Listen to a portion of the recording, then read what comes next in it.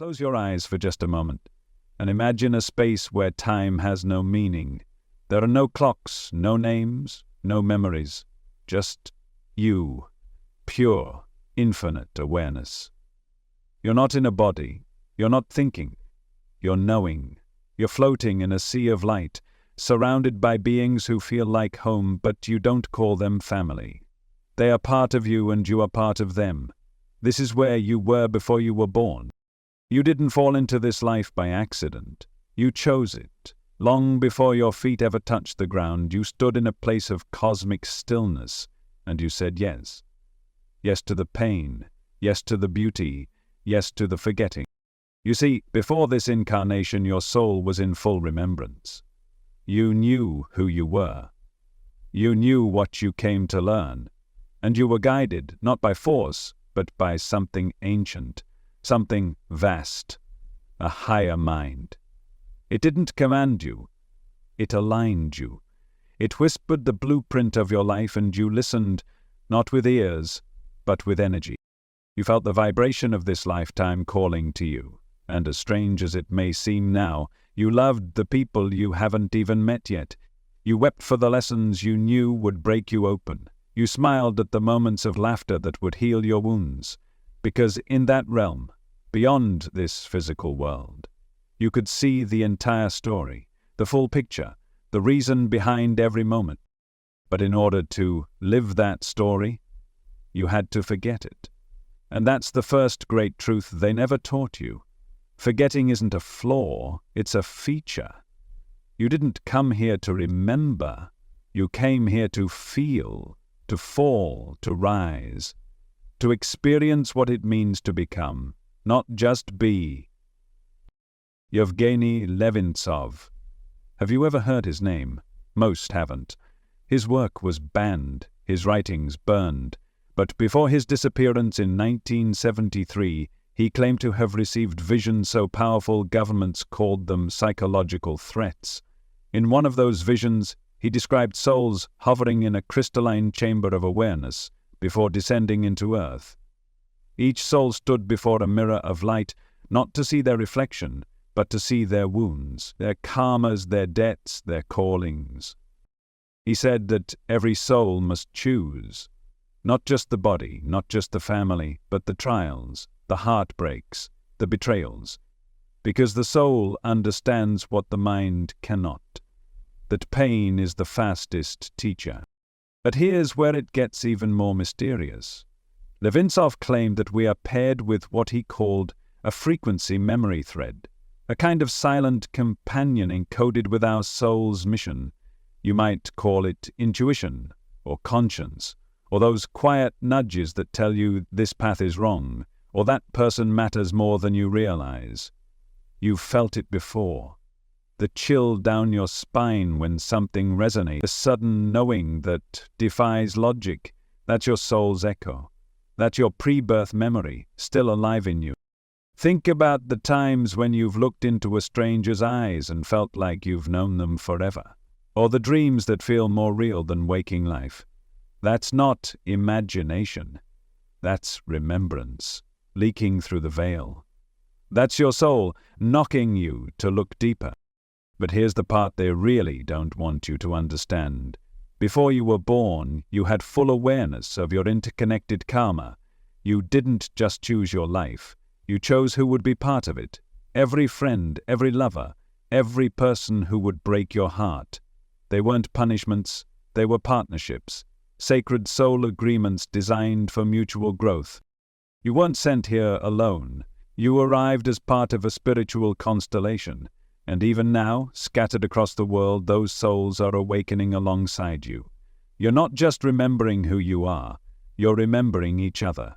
That's why this moment matters. That's why you're here, listening right now. You see, Earth is not just a planet, it's a classroom, and your body is not just flesh. It's a sacred instrument of experience. But here's the catch. Once you incarnated, you were given the gift of amnesia. Without it, none of this would feel real. Without it, you'd never cry, never laugh, never fall in love, because the stakes wouldn't matter. You'd be playing a game you already knew how to win.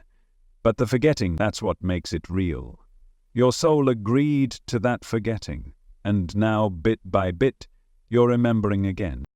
You were born into a system that taught you to look outside yourself for answers, to follow rules, chase success, and fear death.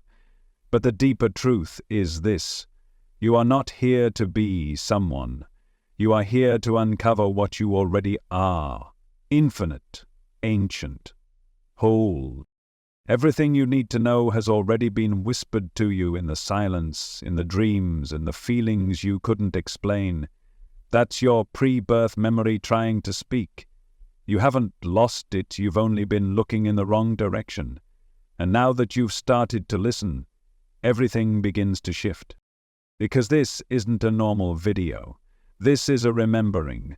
Before you were born, where were you? No name, no past, no history. Just consciousness. Can you feel it? There's something ancient inside you that's been waiting for this question.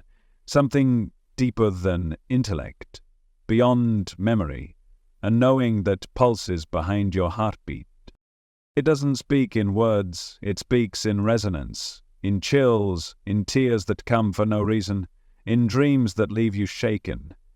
You didn't begin when you were born, you merely arrived. There is a moment, just before incarnation, that Levintzov called the Great Descent. He said the soul stands on the edge of form and spirit, hovering, trembling, ready, and just before it enters, there's a stillness, a silence so vast that even time bows to it. In that stillness, a question is asked: are you ready to forget? And the soul answers not with words, but with surrender. And in that surrender you fall, not downward, but inward, into matter, into memory, into a body that will one day forget its light. But even as you forgot, your soul did not. That's why you've always felt there was more.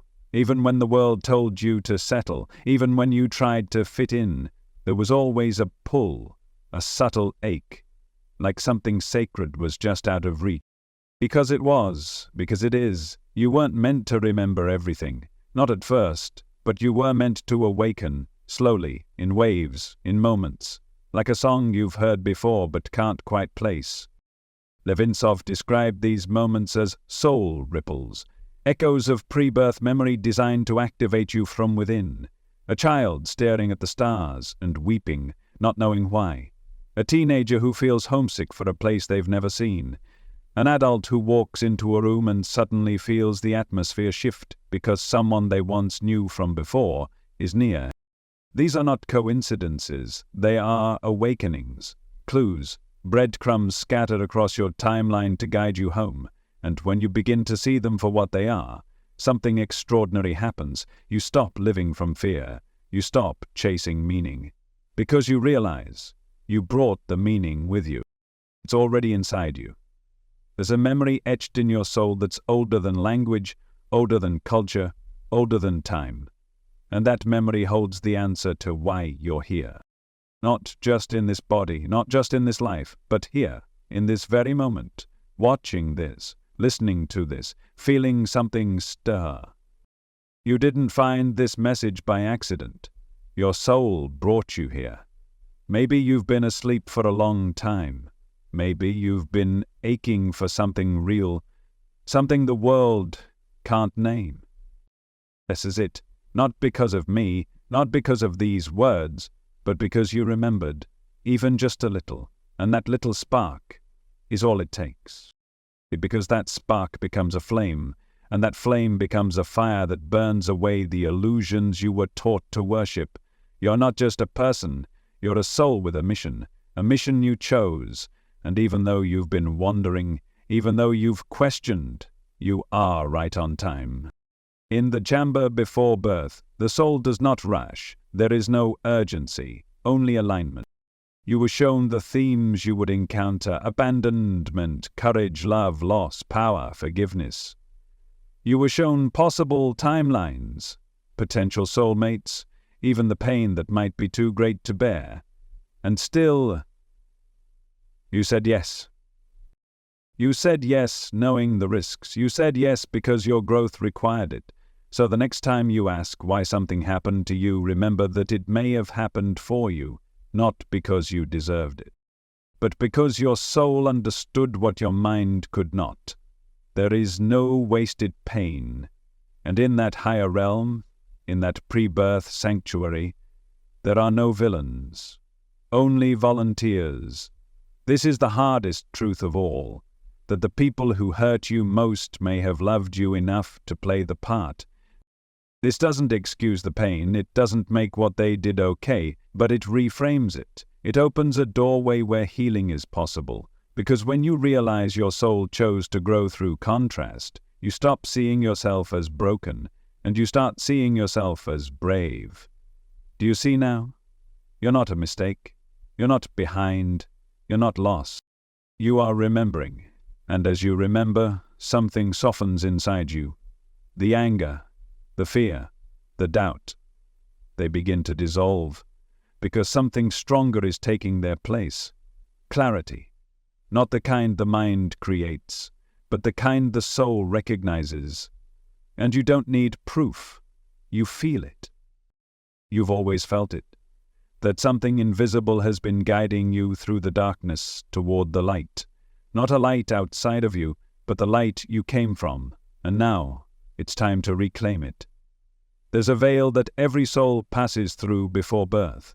It's not made of fabric, it isn't woven from threads. It's made of forgetting, complete and sacred forgetting. And while it might seem cruel from the perspective of your waking mind, from the soul's perspective, it's one of the greatest gifts you've ever been given. You didn't forget your past lives, your purpose, your mission because something went wrong. You forgot because everything is going right. Without forgetting, there can be no real choice. Without forgetting, there can be no true growth. Imagine reading a book where you already know the ending. Every twist, every challenge, every moment of suspense, gone. It wouldn't move you. It wouldn't change you. That's what perfect memory would do to this life. It would strip it of its power. So the veil was placed, not by force but by agreement. You chose it. You walked into it. You embraced the forgetting because you understood that remembering in pieces would be far more powerful than knowing it all at once. This is what Levintzov called soul-designed amnesia, and he wasn't the first to speak of it. Ancient texts, mystical teachers, even near-death experiences have whispered of this veil. Some say it's a river you cross. Some say it's a tunnel of light. Others call it the Great Silence. But whatever the metaphor, the experience is the same. A soft, sacred wiping of memory, so that the soul can begin again, not from scratch, but from choice. You weren't erased, you were blanked, and underneath that blankness, everything still lives. Every lifetime, every lesson, every vow you ever made to love, to heal, to rise, it's all still there. Stored not in your brain, but in your soul. And the soul remembers in different ways, not through facts or figures, but through longing, through resonance, through that mysterious pull towards certain places, certain people, certain callings. That's your memory. Not gone, just quiet. And the veil is what keeps it quiet until the moment you're ready. Some people begin to pierce the veil in childhood, others in crisis, some in dreams, others during deep meditation or moments of awe. But the veil is never permanent, it's porous, it breathes, and it waits for your signal. The moment you begin to question, the moment you start to ask, why am I here? Who am I, really? The veil begins to thin. You might not notice it at first. It doesn't rip, it doesn't tear, it softens. And suddenly the things that once seemed like coincidences now feel like guidance. The random faces you encounter start to feel familiar, and the dreams you brushed off as nonsense now feel like messages. This is the soul's way of reminding you that forgetting is only one part of the journey. The other is remembrance. But here's the paradox. You couldn't remember if you hadn't first forgotten. This world is designed to be immersive, total, convincing. It's the only way the experience can change you. And that's the point. Your soul didn't come here to observe. It came to transform, and real transformation requires the illusion of separation, of unknowing, of choice made in the dark, because only then can love be real. Only then can growth be earned. Only then can you wake up, not because someone told you the truth, but because you felt it, rising like a wave from deep within. Levintzov described the veil as an act of love disguised as loss. And isn't that exactly what forgetting feels like? Like losing something you can't name, like missing a part of yourself you can't quite touch. But that ache, that sense of something more, is proof that the veil hasn't destroyed your truth, it's only hidden it. And not forever, just long enough for you to live, to struggle, to dance, to break and heal and rise. Because that's what this life is, a divine forgetting for the purpose of a sacred remembering, and the deeper the forgetting, the more powerful the awakening. So if you've ever felt lost, understand this. You're not broken. You're not behind. You're not missing anything. You are exactly where you're supposed to be, and the veil is beginning to lift. Not because someone handed you the answers, but because your soul is ready to ask the real questions. Who am I? Why did I come here? What have I forgotten that I was born to remember? These questions are sacred keys. Asking them opens doors, not just in your mind, but in your energy, in your field, in your frequency. The soul speaks in symbols and synchronicities. It won't shout, it won't demand, but it will respond. Every time you turn inward, every time you listen with the heart, not the ears, every time you stop looking outside yourself and start feeling what's always been inside. This is the beginning of true remembrance. This is the moment the veil starts to shimmer, and what comes next changes everything. Now imagine this. Before your birth, before the veil descended, you stood in a place not bound by time, not marked by walls or ceilings, but filled with a soft, golden presence. It wasn't a room, but it felt like one. It wasn't a court, but it carried the gravity of one. Souls surrounded you. Not judges, not masters, companions, witnesses, guides. This is what many call the council. You've been there before, many times, and you'll return again. This space, this sacred gathering, it exists beyond form. But if you were to see it through human eyes, it might look like a great circle of light, pulsing with wisdom, vibrating with love. In the center was you. Not the you sitting here now, but the full expression of you, the real you, expansive, luminous, unburdened, and before you lay the blueprint of your coming life, not a script, not a prison, a map, one woven with care, threaded with potential and purpose. You didn't just choose to be born, you chose how you would be born, when, where, to whom, and most importantly, why. You examined your soul's evolution, what you had mastered, what remained unlearned, what still needed healing, and then you crafted a journey with precision, with intention. You chose gifts to bring, empathy, insight, creativity, wisdom. You chose challenges, loss, betrayal, abandonment, illness.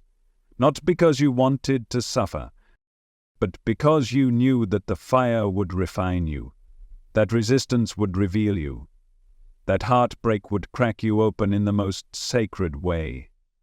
And you weren't alone in this choosing. The council stood with you. These were souls who had traveled beside you across lifetimes, elders, teachers, fragments of the same cosmic flame. Together you looked at your karmic threads, those luminous cords that stretch across time, binding souls through cause and consequence, through love and debt, through pain and redemption. You saw the knots and the possibilities for untangling them. You reviewed relationships that still held charge, souls you had once wounded, who now offered to be your teachers, souls who had saved you, who now asked to be saved, souls who had loved you fiercely, who would return again in new bodies, in new names, to do it all over again, not out of obligation, but out of love. This is the contract, not a contract of control, but of consent, of sacred agreement. Each major relationship in your life, each person who left a mark on your heart, whether through joy or sorrow, they didn't just happen, they were chosen. You recognized them. You looked into their soul before either of you had flesh and said, "Will you help me grow?" And they said, "Yes, even if you hate me for it, even if it breaks your heart, I will play the part if it helps you remember who you are." That's the kind of love that lives beyond the veil. Not sentimental love, not safe love, but transformative love. And in that council there were no secrets. You saw what would be possible in this life, not guaranteed, but possible. You saw forks in the road, moments where choice would shift everything. You didn't plan every step, you planned the crossroads. And even now, when you feel the pull to change, when something deep inside whispers, "This moment matters," that's one of those crossroads arriving. It was there in your blueprint all along. Levintzov wrote that when a soul looks at its upcoming life, it sees themes, not events. Think of them like colors: courage, humility, power, surrender. These themes vibrate beneath the surface of your timeline, shaping your circumstances from within. They're not always obvious. Sometimes you don't understand the lesson until it's already passed through you like a storm. But you chose them. You signed your name across them, not as punishment, but as preparation. Because your soul is not here to stay safe. Your soul is here to remember itself through experience, and experience requires contrast. To know freedom, you must taste confinement. To know trust, you must walk through betrayal. To know love, you must face the illusion of separation. And so, in that space of ultimate knowing, you chose forgetfulness, knowing it would lead you home. And the most beautiful part? You knew that no matter how far you strayed, you would never truly be lost.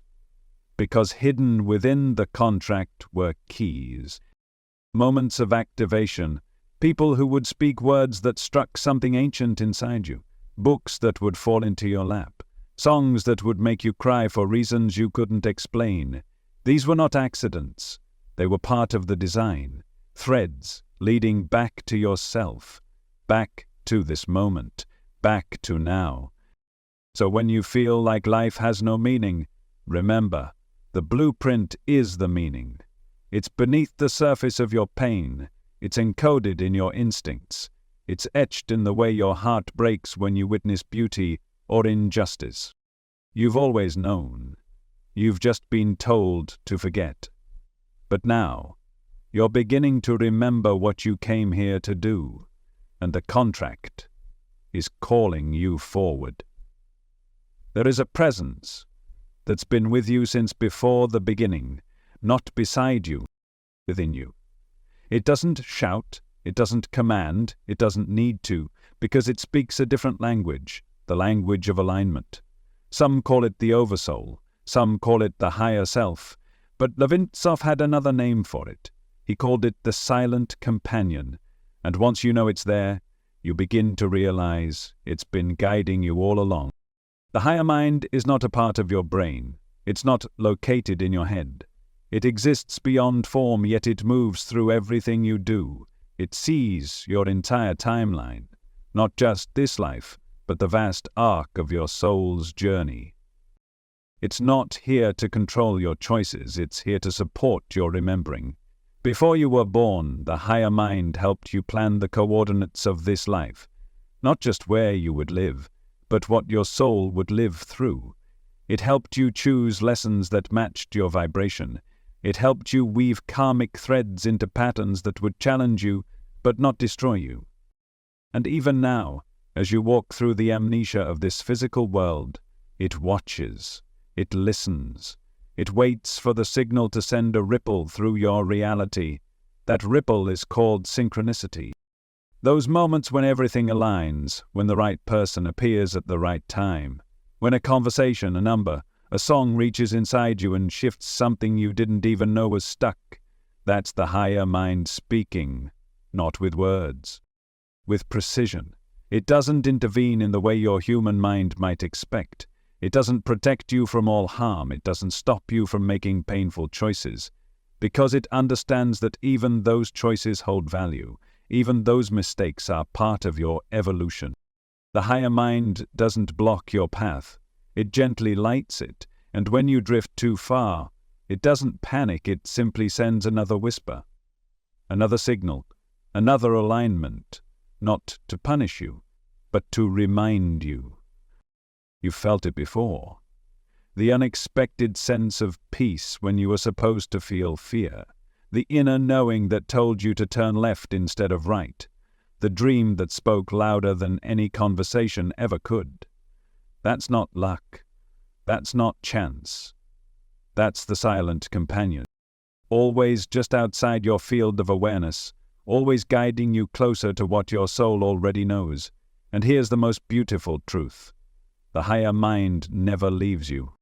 Even when you forget who you are, even when you betray yourself, even when you numb the pain, run from your calling or pretend to be smaller than you are, it never judges, never withdraws. It simply waits with infinite patience.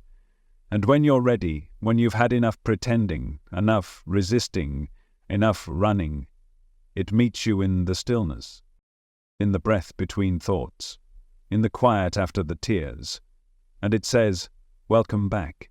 I've been here all along." You see, the higher mind isn't separate from you. It is you, just a version of you that lives beyond the veil, beyond fear, beyond illusion. And the more you align with it, the more your outer world begins to reflect your inner truth. You stop chasing things that don't feed your soul. You stop staying in places where your spirit feels small. You begin to recognize that the people who cross your path aren't random. They're reflections, messengers, mirrors.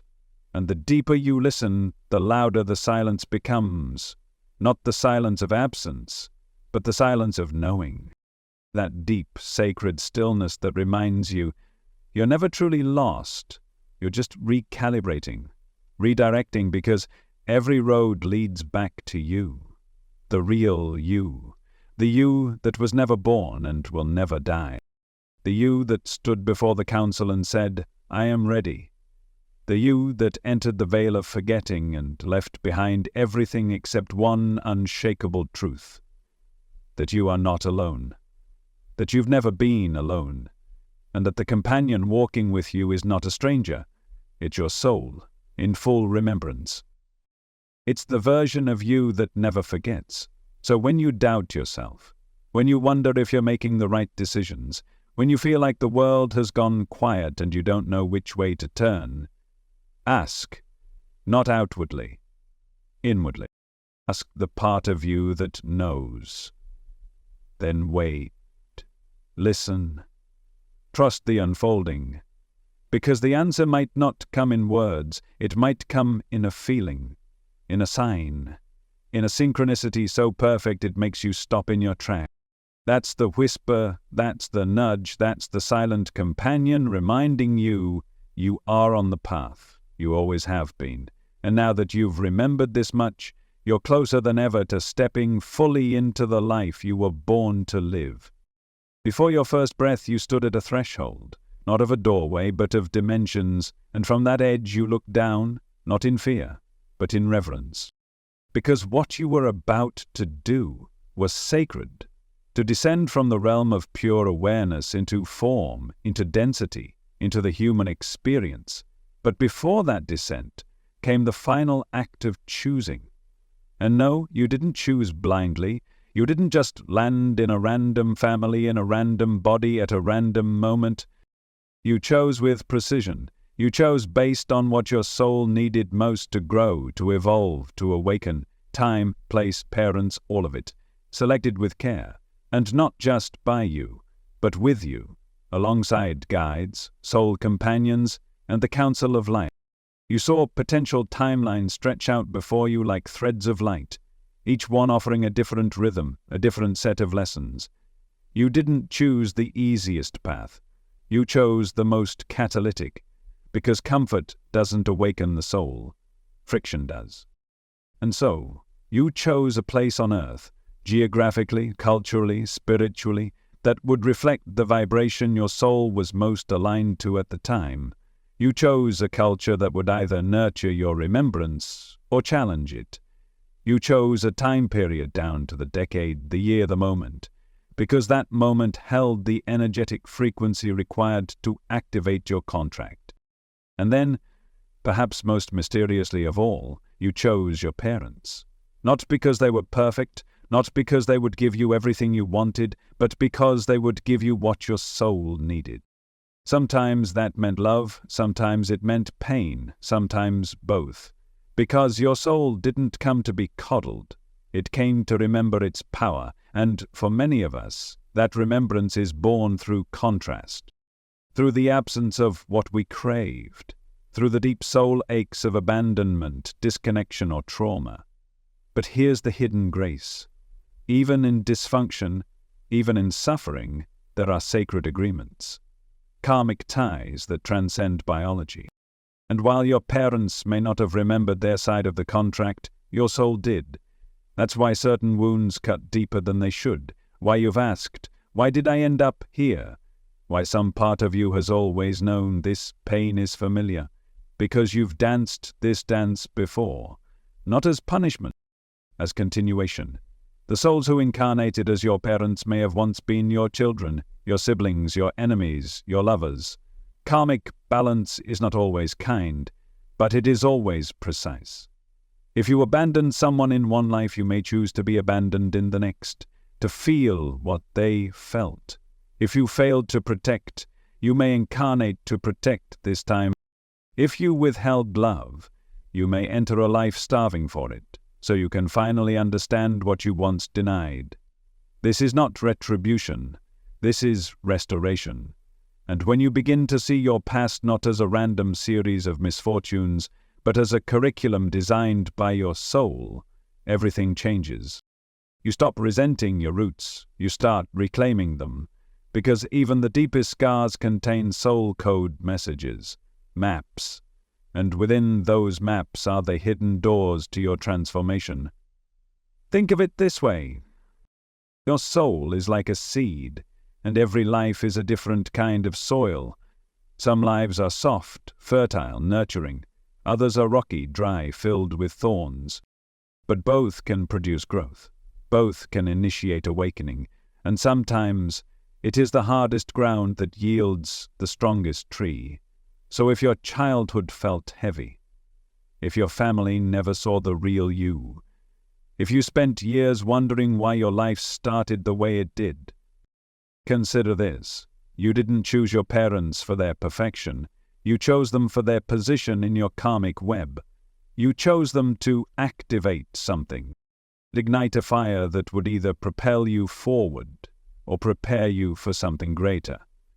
Levintzov believed that the soul's descent into matter is the highest act of courage in the universe, because in that moment, you accept limitation. You accept separation. You accept pain, loneliness, confusion. You leave behind the light of unity to rediscover it from within the darkness. And you do it all willingly. Why? Because you know, even in the forgetting, something will call you back. A memory, a pattern, a whisper. And one day, when the time is right, you'll remember, not just who you are, but why you chose this life. And that knowing, it won't erase the pain, but it will elevate it. It will turn your wounds into wisdom, your past into power, your story into a sacred offering. You were not born into the wrong family. You were born into the perfect alignment for your soul's next step, even if that step began in darkness, because the light you carry now was always meant to come through you, not from the world, but from within you. Not many people know his name. Yevgeny Levintzov, a mystic disguised as a scientist, a wanderer of worlds both visible and unseen. He never sought fame. He never wanted recognition. What he wanted was truth. And in 1971 he claimed he found it, buried not in books, but in consciousness itself. Levintzov was a Russian metaphysicist who vanished from public record after publishing only fragments of what he called the transmission papers, a collection of messages he said were received during what modern minds might call astral projection, but what he called soul travel beyond the veil. Most dismissed him, some feared him, but a few knew he had seen something real, something ancient, something dangerous, at least to the structures that profit from your forgetting. He wrote of a moment outside of time, when the soul stands before what he named the corridor of descent. A radiant passageway pulsing with frequency, where souls do not walk but vibrate downward, adjusting their tone to match the density of earth. It was not a place, but a state, a shift, a spiritual modulation from light to flesh, and in that corridor, memories flicker. Not memories of the past, but of the future, because, according to Levintzov, the soul is not bound by linear time. It sees what might be, what could be, what will be if certain lessons are embraced. And so, in this corridor, the soul glimpses flashes, the eyes of a stranger they'll fall in love with, the moment they almost give up, the child they'll hold, the grief they'll carry, the words they'll speak that will heal someone else. These are not fantasies, they are markers, astral memory traces encoded with purpose. And the soul accepts them, willingly, lovingly, knowing that each experience, whether sweet or agonizing, will carve the soul into deeper remembering. But here's where Levintsov's vision becomes truly controversial. He claimed that certain entities, what he referred to only as the architects, have spent centuries trying to suppress this knowledge, not out of malice, but out of control. Because a human who knows they chose their life, a human who knows their pain is sacred, a human who remembers their origin, cannot be controlled. They cannot be frightened into submission. They cannot be bought with empty promises. They cannot be divided, because they remember that everyone they meet is part of their cosmic family. This was the forbidden message, that you are not a random biological accident. You are not a sinner in need of saving. You are not a machine with no soul. You are a cosmic creator walking through a dream you helped design. Levintsov's notes speak of memories hidden in geometry. He wrote of symbols, spirals, circles, 8-pointed stars, appearing in the astral field as soul markers. He said that when souls pass through the final layer of descent, they often leave a signature, a kind of energetic glyph, imprinted in the energetic body. Most never activate it, but some do. And when that symbol is triggered by a dream, a vision, a moment of stillness, it releases a flood of remembrance, the feeling that you've been here before, that time is folding, that your life is more than what it seems. Levintzov believed this activation was humanity's greatest untapped gift, and he warned, if this remembering became widespread, the current systems of power would not survive. Not because of violence, but because the illusion of separation would dissolve. And when separation ends, control ends. That's why his papers were buried. That's why his name was erased from the mainstream. Because truth, when it's powerful enough, doesn't need an army. It only needs awareness. And now, you're beginning to feel it. Not because of Levintzov, but because the same vision he glimpsed lives inside you. It always has. His words were never meant to create belief. They were meant to trigger memory, because the truth doesn't need to be taught. It only needs to be recognized. And if you've come this far, if your heart is beating faster, if your eyes have welled with tears for reasons you can't explain, it's not emotion, it's remembrance. You've passed through the corridor of descent. You've glimpsed glare. You've walked the map you helped write. And now the echoes of Levintzov's vision are vibrating through your own energy field, saying what no one else ever dared to say. You are not just living a life, you are fulfilling a promise, one you made before time began, and now that promise is calling you home. Think back to your earliest memories, not the ones someone told you about, the ones that live only in sensation, in color, in feeling. Maybe it was lying in bed staring at the ceiling and wondering why you felt different, or sitting in silence, staring at the sky, asking questions no one had answers for. Where did those questions come from? How did you know to ask them? You were closer then. Closer to the veil, closer to the memory of where you came from, and the clues, they were already there. They always are. Because the soul never truly forgets. It only whispers. And the first whispers come in childhood. That invisible friend you spoke to, that wasn't your imagination running wild. That was memory leaking through the veil. You weren't playing, you were communing with a guide, with a loved one, maybe even with a version of yourself from another time. But of course the world told you to stop, told you to grow up, told you to come back to reality, so you buried it. But the truth never left. Those dreams you used to have, the ones that felt more real than waking life, those weren't dreams. They were echoes, flickers of your blueprint, flashes of the astral, scenes from lives you once lived or might live again. And you knew. You knew when someone was lying even if you didn't know why. You knew when a place felt wrong or heavy even if no one else noticed. You knew when someone was sad even when they smiled. That wasn't hypersensitivity. That was intuition. Still intact, still alive, still speaking the language of your soul. And what about conscience? That gentle nudge, the ache in your chest when you made a choice that didn't align, the relief when you did something kind, even when no one noticed. That was never just morality, that was memory. A soul-level recognition that you came here to embody love, not just survive. Conscience isn't a set of rules, it's a compass pointing you back to the agreement you made before birth, a map written in feeling. That's why no one needs to teach a child to love. They already know. That's why children often cry when others are hurt, even strangers, because their hearts are still tuned to unity, to the field of oneness they came from. They haven't fully forgotten yet, but over time, most of us do. Not because we're weak, because we're human, because the forgetting is part of the descent. But those clues, they never stop.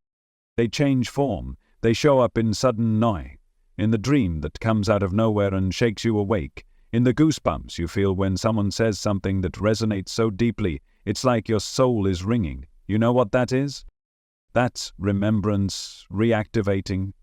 That's the contract vibrating. That's your soul saying, yes, this, again. And those childhood memories you've dismissed as odd, as fantasy, as nonsense, look again. The way you used to talk to trees, the fear you had of certain people, without explanation, the places you dreamed of again and again, though you'd never seen them in this life. Those are not meaningless. They are pieces, breadcrumbs, fragments of your larger story, scattered throughout time, waiting for you to pick them up again. Because you never lost them, you only learned to ignore them. But now something in you is listening again, and the moment you begin to take those clues seriously, everything begins to change. You stop looking for answers outside yourself. You begin to see that you were the message all along. That the soul encoded your childhood with markers, not to make life easier, but to help you wake up when the time was right, and that time is now. You are not here to chase truth. You are here to remember it. to reclaim what the child in you already knew, before the world taught you to forget. You are not broken. You are not late. You are not lost. You are remembering, piece by piece, who you were before the noise, before the fear, before the pretending. And as you reclaim those pieces, you begin to realize that your soul never left you, not in childhood, not in pain, not in silence. It's been guiding you all along, through dreams, through knowing, through the still, small voice inside that says, this matters, this is truth, this is home. There comes a point, quiet and unmistakable, when something in you shifts. You might not be able to explain it, you might not be able to prove it, but deep down you know. You're beginning to remember. It's subtle at first, like the faint smell of a place you haven't been in years, like a name you almost recognize but can't quite place. And then, like a ripple that becomes a wave, it begins to rise, not in your thoughts, but in your being. You start noticing patterns, déjà vu that lingers a little longer than it used to, not just a passing sensation but a moment that stops you in your tracks, a flash of something beyond this moment, a memory that doesn't belong to this life. You see repeating numbers, 1111, 222, 444. Not once, not twice, over and over, until it becomes undeniable. You start waking up at strange hours with your heart racing, but not in fear, in urgency. You dream vividly, sometimes about places you've never been, sometimes about people you've never met, and sometimes you dream of yourself. But in another form, another time, another world. These are not hallucinations. These are activations, fragments of the blueprint, pieces of the pre-birth plan beginning to stir in the body. Your soul is reminding you of what you came here to do. You begin to sense that your pain has always had a pattern. You look back on moments that broke you and realize they were coded. They were designed not to destroy you, but to awaken something that could only be birthed through breaking.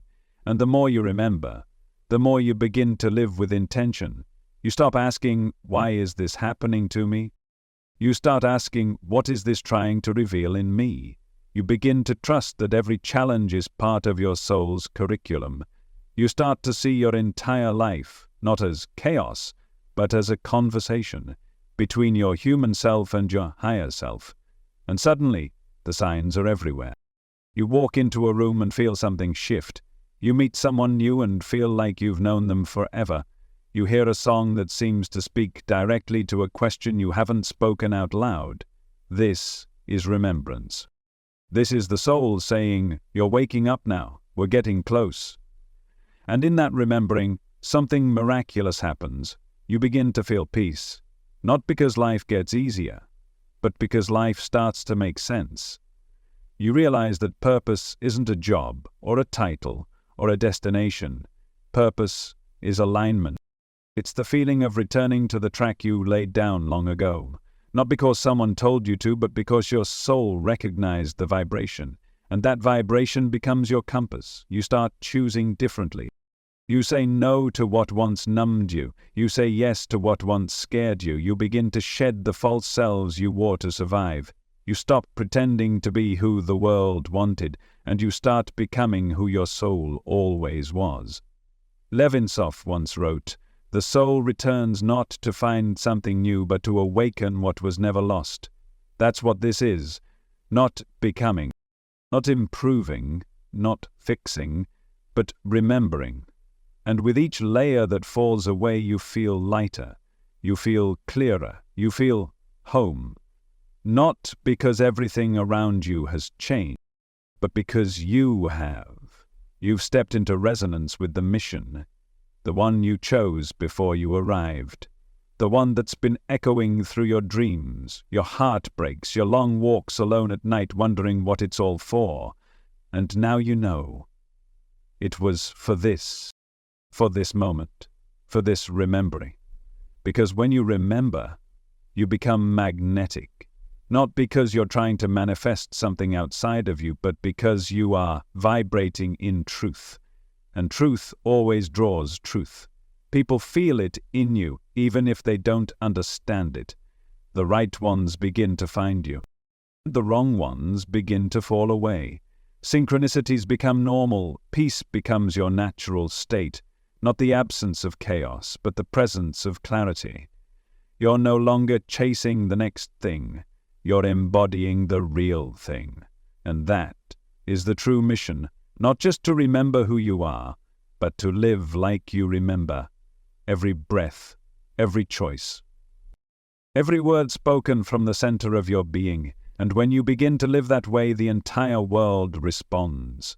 Because the universe doesn't speak language. It speaks frequency. And when your frequency matches your soul's truth, everything begins to align. Not because you finally figured it out, but because you finally remembered what you already knew. Now that you've remembered who you were before you were born, you're ready to understand what happens after you die. It's not an ending. It's a continuation, a return, but also a review. You don't get judged by some distant being in the sky. No one sits on a throne tallying your sins and virtues. That's a myth meant to instill fear. The truth is far more elegant and far more powerful. You judge yourself, not from guilt, but from clarity. Because the moment you leave the body, the veil lifts, and the full memory returns. You remember the counsel, you remember the blueprint, you remember every intention behind every experience, and then you review it. But not just from your own eyes. You feel what others felt because of you. You relive every moment not as punishment, but as education, not to condemn, but to understand. This is the mirror. Life after death reflects life before birth. A circular experience, a soul spiral, not a straight line. And the more aware you were during your life, the smoother the transition, the more aligned you became, the brighter the light. But if you remained in shadow, if you numbed the mission, ignored the whispers, you're not cast into darkness. You simply choose to return, because the soul never gives up on itself. Rebirth isn't failure, it's refinement. The opportunity to try again, with more wisdom, more tools, more remembrance. Now sometimes you're ready to move forward, to ascend, to continue your evolution in realms beyond Earth, realms that don't require flesh. But here's the truth most miss. The way you live now shapes what happens next, and the way you treat others now echoes through the field of your soul. Because every connection, every stranger, every enemy, every lover is karmically significant. No meeting is random. Every face is familiar. Some are here to uplift you, some are here to challenge you, some are here to reflect your blind spots, but all of them are sacred. You've walked with them before. You'll walk with them again. That's the nature of karmic interconnection. It's not a list of punishments. It's a dance of remembrance. Every person in your life is a part of your return to yourself. Some teach you how to love. Some teach you how to let go. Some teach you how to rise after the fall. And some teach you how to forgive the unforgivable. Because Earth is not just a planet. It is a school. A realm of accelerated growth. An arena where contrast is turned into clarity. Where suffering, though painful, is not pointless. Because the soul knows something the ego forgets. Growth doesn't come from perfection. It comes from experience, from stumbling and standing again, from losing and choosing again, from forgetting and remembering. That's why the pain happened, not because you deserved it, not because you were being punished, but because the soul you are is strong enough to alchemize it, to turn it into wisdom, to use it as fuel for awakening. Levintzov said, "Earth is a sacred flame disguised as suffering. Only those who enter the fire know the truth of their own light." You entered that fire. You've walked through its heat. And here you are. Still standing. Still breathing. Still listening to the voice within that says, "I was made for more." That voice is right. Because you didn't come here to survive. You came here to evolve, to love, to lose, to laugh, to ache, to remember. And now that you have, everything changes. Because once the soul remembers its origin, it cannot go back to sleep. Not fully. Not ever. You may forget for a day, for a season, but the memory will return. Through beauty, through pain, through the quiet moments when you catch your reflection and feel something ancient looking back. That's you, the real you, the one who stood before the council, the one who chose this path, the one who descended through the veil with a mission written in light. And now, that light is rising. From the silence, from the center of your being, illuminating every step forward. You remember now, and you are ready.